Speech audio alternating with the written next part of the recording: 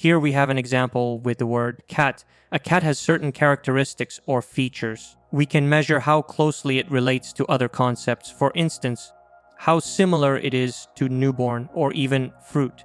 If we compare cat and fruit, they're clearly unrelated, showing a similarity score of around -0.51. But when we compare cat with purse or animals, the relationship is much stronger, around 0.94. These values represent different properties or dimensions in the embedding space. Each dimension captures a certain aspect of meaning. Similarly, for the word puppy, we can measure how it relates to animals or newborns. Using these relationships, we can group similar words together. For example, cat and puppy share similar characteristics, so they appear close to each other in the vector space. Words that occur in similar contexts have similar embeddings. The number of properties or dimensions can vary depending on the model. In modern transformer-based models, we typically use 1024 dimensions to represent each word. If you look at examples like cat, dog, and puppy, they have close similarity scores around 0.9 or higher, while unrelated words like apple and banana belong to a completely different group.